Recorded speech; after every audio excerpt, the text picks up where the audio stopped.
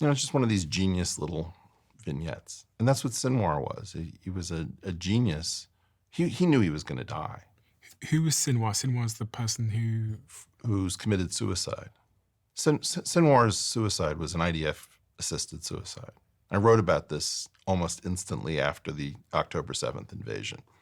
It didn't make any sense that Gaza would undertake such an act against Israel, given the asymmetry.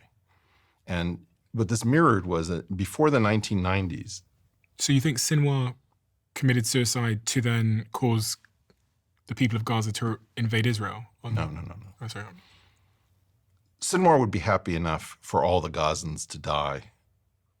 And so what he did was he architected a situation in which Israel would be compelled to respond using the wrong tools. He tricked Israel.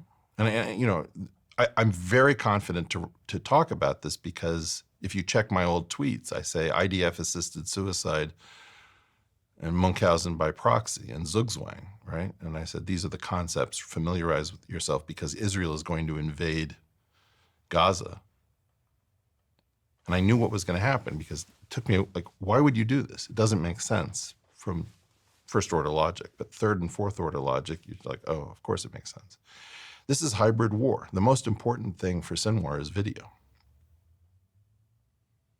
Why? Look at the effect of the video. The video of Gaza has turned the world to an extent against Israel that's sort of inconceivable.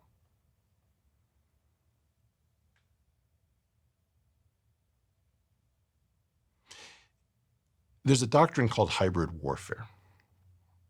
And I think it came out of the US in the early 2000s.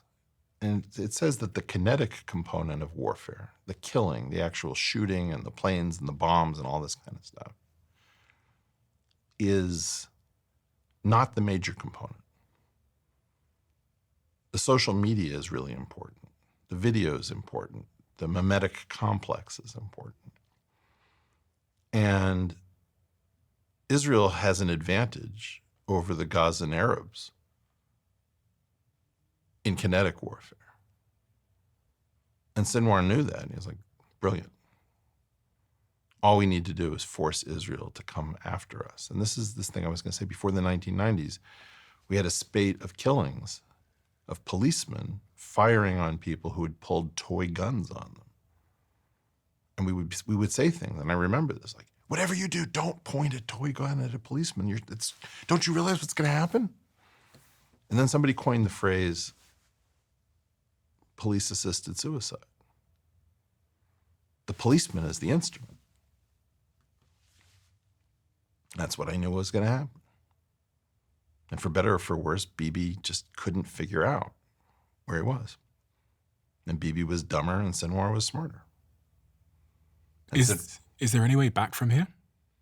Because you said this is World War III. Well, the way there is, but it's slim and it's evaporating.